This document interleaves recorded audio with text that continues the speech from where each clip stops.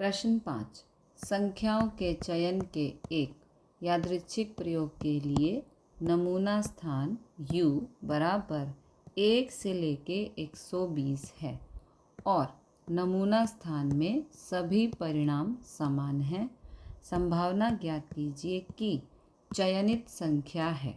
तो सबसे पहले यहाँ पर u यानी कि सैंपल स्पेस नमूना स्थान बराबर 1 से लेके 120 तक की संख्याएं हैं।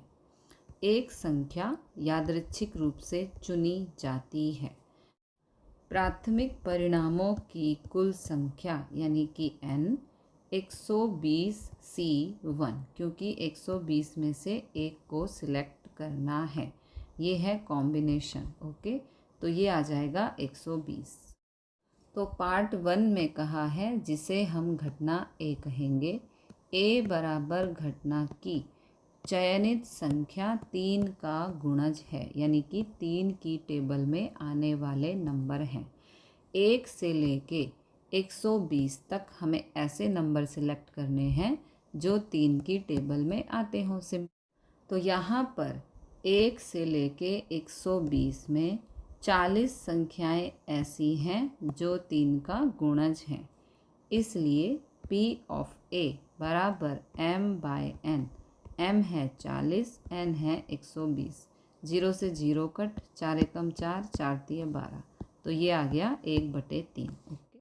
पार्ट 2 में हमें फाइंड करना है A डैश बराबर घटना की चयनित संख्या 3 का गुणज नहीं है। पार्ट 1 का उल्टा करना है। ओके, तो P of A dash is equal to होगा 1 minus P of A।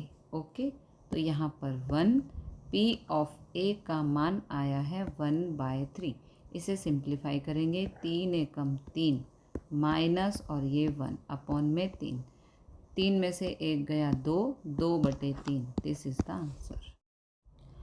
Part 3 में जिसे हम घटना B कहेंगे, B बराबर घटना की चयनित संख्या 4 का गुणज है, यानी कि 1 से लेके 120 तक में हमें ऐसे नंबर सिलेक्ट करने हैं जो 4 का गुणज यानी कि 4 की टेबल में आने वाले नंबर, सिंपली 4 की टेबल। ओके, तो 4 एकम 4, 4 दूनी 8, 12, 16 और 120। 120 भी 4 की टेबल में आता है, मतलब कि 4 से भाग होता है। फिर 116 भी 4 से भाग होता है। फिर 112 होगा यहाँ पर, है ना, इस तरह से। तो घटना B के लिए अनुकूल परिणाम m बराबर 30 है। इसका मतलब है 1 से लेके 120 तक में 30 नंबर ऐसे हैं जो 4 से भाग हो सकते हैं।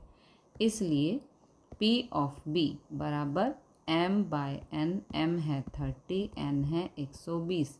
0 से 0 कट, 3 एकम 3, 3 चौक 12, 1/4। ये आ गया आंसर।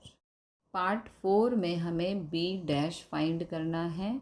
B डैश बराबर घटना की चयनित संख्या 4 का गुणज नहीं है। देखो, हमने यहाँ पर पार्ट 3 में फाइंड किया घटना की चयनित संख्या 4 का गुणज है। अब हमें इसका उल्टा फाइंड करना है। ओके, तो इसलिए यहाँ पर हम इस घटना को B डैश कहेंगे। घटना की चयनित संख्या 4 का गुणज नहीं है। ओके, तो ये पिछली घटना का अपोजिट हो गया, इसलिए इसे B डैश कह रहे हैं।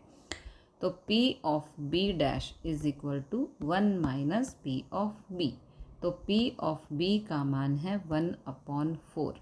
4 एकम 4 माइनस 1 अपॉन में 4। 4 में से 1 गया तो 3/4। This is the answer.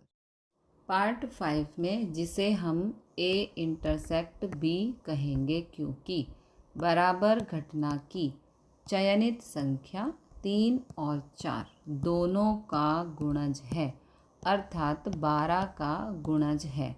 यहाँ पर हम 3 गुणा 4 लिख सकते हैं, 3 चौक 12। ओके, इसका मतलब 12 का गुणज है। तो A intersection B is equal to 1 से लेके 120 तक हमें ऐसे नंबर फाइंड करने हैं जो 12 की टेबल में आते हों।